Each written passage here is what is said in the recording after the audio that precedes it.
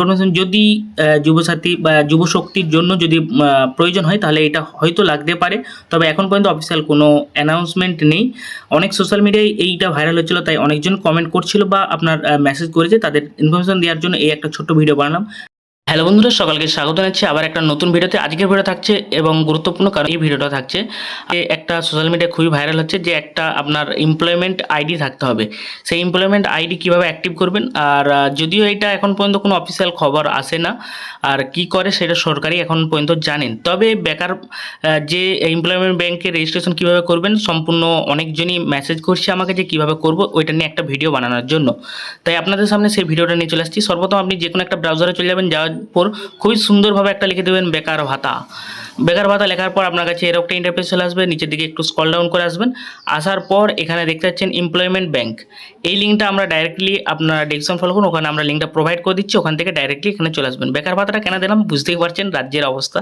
তারপর এখানে এমপ্লয়মেন্ট ব্যাংকে যখনই ক্লিক করে দেবেন, ক্লিক করার পরে আপনাদেরকে আগের ভিডিও দেখিয়ে দিয়েছি যে গভর্নমেন্ট সাইট কীভাবে বুঝবেন। এখানে দেখেছেন জিওবি আছে, অর্থাৎ গভর্নমেন্টের সাইট। এটা নিয়ে আর কোনো কিছুই নেই। তারপর ওয়েস্ট বেঙ্গল থেকে এখানে অনেক কিছু তথ্য দিয়েছে, কিছু যদি আপনি রিফিল করতে চান তাহলে আপনি এখানে দিতে পারেন। তারপর এখানে লগ ইন হয়ে গেছে, দেখতে পাচ্ছেন এখানে অনেক কিছু অপশন আছে। এখানে দেখতেন যুবশ্রী প্রকল্প অতএব আছে। যারা অলরেডি আগে থেকে রেজিস্ট্রেশন করেছে তাদের জন্য লগ ইন এখানে অপশন আছে, এখান থেকে যে জব সিকারে লগ ইন করতে পারবেন। আমাদের যেহেতু নতুন, অর্থাৎ যারা নতুন আবেদনের জন্য করতে চাইছেন তাদের জন্য এখানে কি করতে হবে দেখেছেন, এখানে নিউ এমপ্লয়মেন্ট জব সিকার বলে যে অপশনটা আছে, এইটার উপর আপনাকে ক্লিক করতে হবে। এর নিয়ে আমরা অলরেডি আগে অনেক ভিডিওই করেছি এবং পাবলিশ করা হতো। নিউ ওয়েটিং লিস্ট থেকে আপনারা কীভাবে NXE 5 এগুলো পূরণ করবেন সেগুলো আগে ভিডিওতে করা আছে। আমাদের ইউটিউব চ্যানেলে গেলে অবশ্যই আপনারা দেখতে পাবেন। তারপর এখানে হচ্ছে নিউ এনরোলমেন্ট জব সিকার বলে এখানে যে অপশনটা আছে, অর্থাৎ আমরা জব খুঁজতে চাইছি তাই জন্য এখানে জব সরকার আছে। দেওয়ার পর এখানে টার্ম অ্যান্ড কন্ডিশন কিছু চলে আসছে, এগুলো অবশ্যই আপনারা একবার পড়ে নেবেন। দেওয়ার পর এখানে যে নিচে বক্সটা আছে এই বক্সটার উপর ক্লিক করে দেবেন। ক্লিক করার পর এখানে যে অ্যাকসেপ্ট অ্যান্ড কন্টিনিউ যে অপশনটা আছে এটার উপর আপনাকে ক্লিক করে দিতে হবে। আর ব্যাক টু হোম যখনই ক্লিক করবেন তাহলে আবার আপনাকে প্রথমে চলে আসতে হবে। এখানে দেখেছেন অ্যাকসেপ্ট অ্যান্ড কন্টিনিউ যে অপশনটা আছে ওইটার উপর যখনই ক্লিক করবো, ক্লিক করার সাথে সাথে আপনার কাছে এরকম একটা ইন্টারফেস চলে আসবে। আসার পর আপনাকে কি করতে হবে, যখনই আপনার কাছে এরকম একটা ইন্টারফেস চলে আসবে, দেখেছেন জব সিকার নিউ এনরোলমেন্ট বলে এখানে অপশন চলে আসছে। এখান থেকে আপনাকে কিছু টাইটেল দিয়ে যে ফ্লোয়িং ডকুমেন্টস আপনাকে 20 KB থেকে 100 KBর মধ্যে হতে হবে, এবং এগুলো প্রসেস দিয়ে দিচ্ছে। এবং আপনার অনেক কিছু এখানে আপনাকে নাম, ডেট অফ বার্থ, MP অর্থাৎ মাধ্যমিক অ্যাডমিট কার্ড এবং MP সার্টিফিকেট, মাধ্যমিকের certificate, transfer school certificate, birth certificate এবং কাস্ট সার্টিফিকেট ইত্যাদি অনেক কিছু দিয়েছে। এখানে আপনাকে পার্সোনাল ডিটেলস দেখতে পাচ্ছেন, এখানে আপনাকে প্রথমে নাম দিতে হবে, রাইট ফুল নেম, অর্থাৎ আপনাকে ফুল নেম এখানে দিতে হবে। তারপর এখানে ফাদার্স নেম, এবং যদি আপনার বিবাহ হয়ে যায় তাহলে আপনার স্বামী বা স্ত্রীর নাম। এখানে সেক্স বা লিঙ্গ, অর্থাৎ ছেলে ফিমেল বা আদার্স হলে আদার্স দিবেন। তারপর এখানে আপনাকে কাস্ট, যদি কোনো OBC বা জেনারেল OBC যেগুলো থাকবে সেই কাস্ট অনুসারে আপনাকে এখানে দিতে হবে। এখানে রিলিজিয়ান অর্থাৎ ধর্ম, আপনার যে ধর্মের মধ্যে আছে সেইটা দিবেন। এবং তারপর এখানে ম্যারিড, অর্থাৎ যদি আপনি বিবাহিত হন দিবেন, আর যদি আনম্যারিড বা ডিভোর্স যেইটা হয়ে থাকে সেটা আপনি এখান থেকে দিয়ে দিতে হবে। দিয়ে দেওয়ার পর এখানে ডেট অফ বার্থ, এবং প্রতিবন্ধী থাকে, যদি প্রতিবন্ধী থাকেন তাহলে অবশ্যই আপনাকে 40% মিনিমাম প্রতিবন্ধী ডিসেবল হয়ে থাকতে হবে। দেখেছেন এখানে প্রতিবন্ধী যদি থাকেন মিনিমাম আপনাকে 40% ডিসেবল দেখাতে হবে। তারপরে এখান থেকে আপনাকে ফিজিক্যাল থাকলো, এবং যদি প্রাক্তন কোনো সৈনিক থাকেন তাহলে দিবেন ইয়েস, আর যদি না হয় তাহলে নো দিবেন। তারপর এখান থেকে আপনাকে শিক্ষাগত যোগ্যতা, এখানে আপনি যে ক্লাসে আছেন দেখতে পাচ্ছেন এখানে সমস্ত কিছু ক্লাস আছে।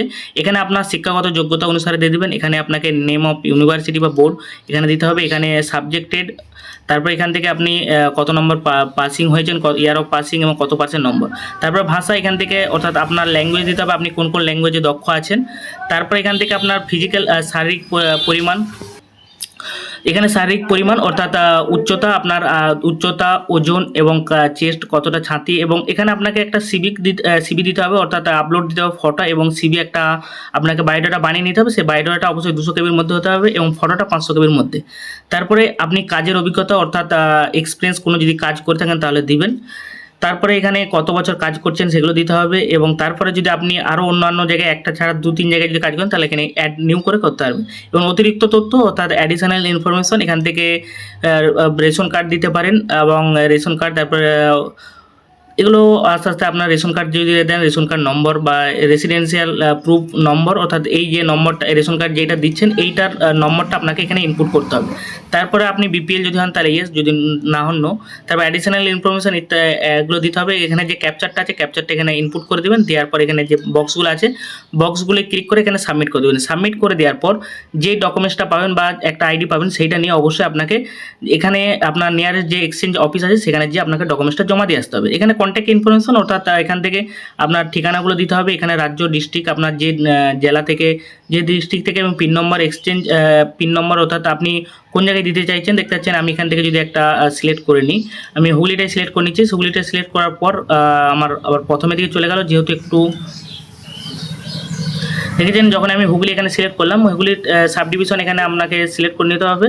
সিলেক্ট করে নেওয়ার পর এখানে আপনার এক্সচেঞ্জ এখানে অফিস আছে দেখেছেন, শ্রীরামপুর, চিশোড়া, আরামবাগ এবং চন্দননগর, এগুলোর মধ্যে যে কোনো একটা এক্সচেঞ্জ অফিসে গিয়ে আপনাকে ডকুমেন্টস জমা দিয়ে আসতে হবে।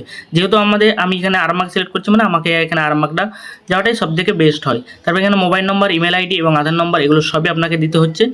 এই ছিল আজকের ছোট্ট একটা ইনফরমেশন। যদি যুবসাথী বা যুবশক্তির জন্য যদি প্রয়োজন হয় তাহলে এটা হয়তো লাগতে পারে, তবে এখন পর্যন্ত অফিসিয়াল কোনো অ্যানাউন্সমেন্ট নেই। অনেক সোশ্যাল মিডিয়ায় এইটা ভাইরাল হচ্ছিলো, তাই অনেকজন কমেন্ট করছিল বা আপনার মেসেজ করেছে, তাদের ইনফরমেশন দেওয়ার জন্য এই একটা ছোট্ট ভিডিও বানালাম। ভিডিও যদি ভালো লেগে থাকে তাহলে অবশ্যই একটা লাইক করবেন, বন্ধুদের মধ্যে শেয়ার করবেন। দেখা হচ্ছে আবার একটা নতুন ভিডিওতে। ততক্ষণ ভালো থাকুন, সুস্থ থাকুন। জয় হিন্দ।